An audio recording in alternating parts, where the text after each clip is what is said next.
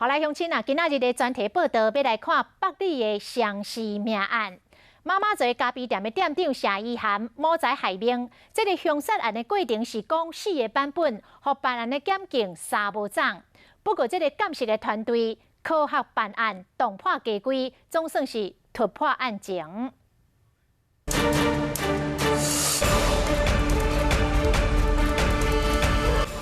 亲手夺走2条人命，谢依涵行出法庭，表情冷冷，甲案发进程拢无共。冲的话，我们有一个手冲台，是专门为客人手冲的黑咖啡。伊面对采访的时阵，伊的态度拢是非常亲切的，无人知影讲这个女店长伊的心肠是遐尔大，就连被害人的尸体陆续被找到，也阁会当假做无代志，继续上班。他们来这平常都做什么事啊？喝咖啡，散散，在河边散散。没有争吵或是干嘛吗？没有。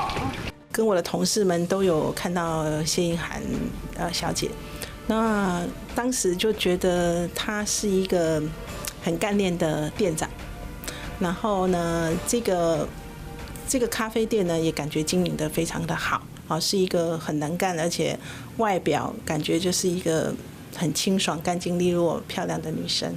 不过，伊的定情并无骗过监视团队，用证据互伊无法度脱离关系。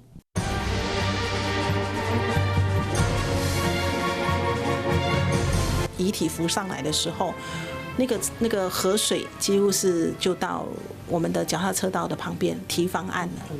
但是呢，我们有时候去的时候呢，如果是退潮的时候，是很远的，你是看不到河水，就是要很远的河水在很远的地方。遗体出现的时间都跟潮汐有关，潮高的时候浮力是比较大的。好，所以上面的东西呢，你会看到漂浮很多的东西到岸边来。那如果说潮没有那么高的时候，浮力比较小，它呢能够漂的东西就比较少。人是你杀的吗？你有什么要为自己辩解的吗？就算事情已经败露啊，伊依然是真定情，今后讲述4种版本，甚至甲头家拖落水。人是你杀的吗？是为了钱吗？谢依涵想要影响办案，但是监视今晚真辛苦，根据科学总算突破。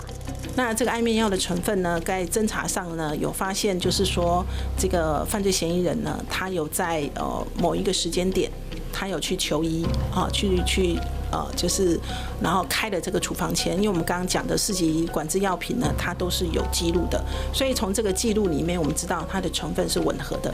那而且呢，我们也发现它是分2次去取得这样子的一个药物，这是管制的药品。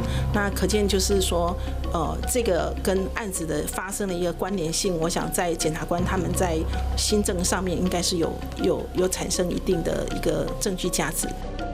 只要行过一定的留下痕迹，谢依涵真用心，打扮做张翠萍开保险箱去探念，无在害命。但是入去到法庭，还有另外一种讲法。谢依涵，你书看完了吗？你认罪吗？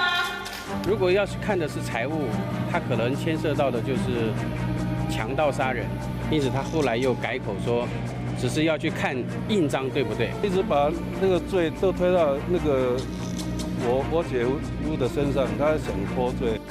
伊无相信为着4000万的珠宝杀人，伊甲过错全部拢撒互死无对证的陈进虎，讲2个人有无正常的关系，再照着陈进虎计划，甲张翠萍送一杯淡水河，为着要离开伊，伊才想着讲会使利用假中介，杀来陈进虎强调甲无在无关系，但是这款的讲法有几分的可信度咧？真相无定只有谢依涵家己上清楚。